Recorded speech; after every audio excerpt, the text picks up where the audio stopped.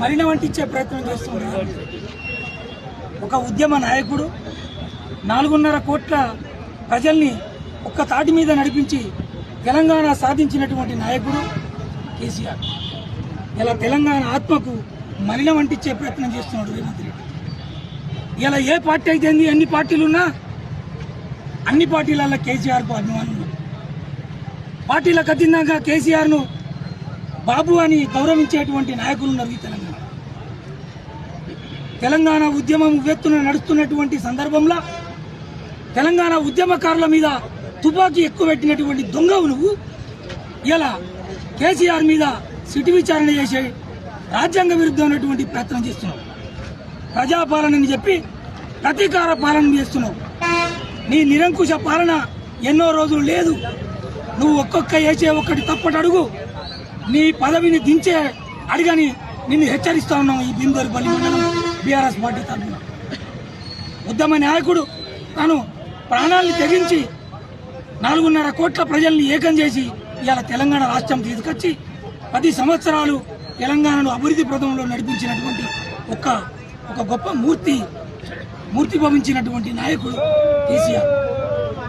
మరి కేసీఆర్ గారి విచారణ పేరు మీద చట్టవిరుద్ధంగా సిఆర్పిసి 160 యాక్ట్ ఏం చెప్పింది, 179 బిఎన్ఎస్ఎస్ యాక్ట్ ఏం చెప్పింది, 60 సంవత్సరాలు నిండినటువంటి ఎవరిని కూడా వారు నివాసం ఎక్కడుంటే అక్కడికి పోయి విచారణ చేయాలని చెప్పింది.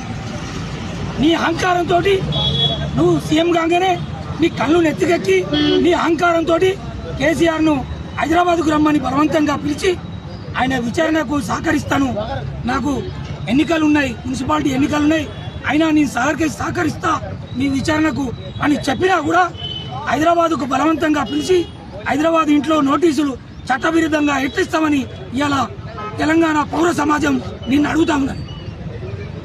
రాజ్యాంగ విరుద్ధమైనటువంటి పాలన చేసే రేవంత్ రెడ్డి నీకు ప్రజల ఆకాంక్షలను ప్రజల కోరికలను తీర్చేటువంటి చేతగాని నాయకుడివి. రైతులకు యూరియా అయ్యే చేత కాదు, రైతులకు పెన్షన్ ఇయ్యే చేత కాదు, రైతులకు దురంబగారు ఇస్తాను అది చేత కాదు, పాలన చేతగాక రైతులకు రైతు బంధు కూడా రైతు బీమా కూడా సరైన టైంకు ఇయ్యే చేత కాదు, నీకు తులమ్మగారు ఇయ్యే చేత కాదు, పాలన చేతగాక నువ్వు ప్రతీకారం చేసేటువంటి ప్రయత్నం చేస్తున్నావు, ప్రతీకార పాలన చేస్తా ఉన్నావు. ఇలా ఒక ఉద్యమ నాయకుడి మీద ఆకాశం మీద ఉంచే ప్రయత్నం చేస్తున్నావు. అది నీ ముఖం మీద పడుతుంది, నీ ముఖం మీద ఉమ్మినట్టు పడుతుంది రేవంత్ రెడ్డి. ఖబర్దార్ రేవంత్ రెడ్డి, చెప్తా ఉన్నాం. కేసీఆర్ గారిని కానీ ముట్టుకుంటే మరో తెలంగాణ ఉద్యమం జరుగుతుంది. ఇవాళ కేసీఆర్ గారు తెలంగాణను నిర్మిస్తే నువ్వు విధ్వంసం చేస్తా ఉన్నాము. నీ విధ్వంసం ఎన్నో రోజులు జరగదు. కేసీఆర్ గారి ఆనవాళ్ళు లేకుండా చేస్తానేటువంటి ఒక ప్రయత్నం చేస్తా ఉన్నావు. తెలంగాణ లోపలి ఉన్నటువంటి యువకులంతా కూడా మహిళలంతా కూడా పార్టీలకు అతీతంగా నిన్ను పదవి నుంచి అల్లి తీసేసేటువంటి రోజులు వచ్చినాయి. ఖబర్దార్ రేవంత్ రెడ్డి, కేసీఆర్ గారి మీద వేసేటువంటి చట్ట వ్యతిరేకమైనటువంటి విచారణ ఏదో ఉన్నదో అది వెంటనే నిలిపివేయాలి.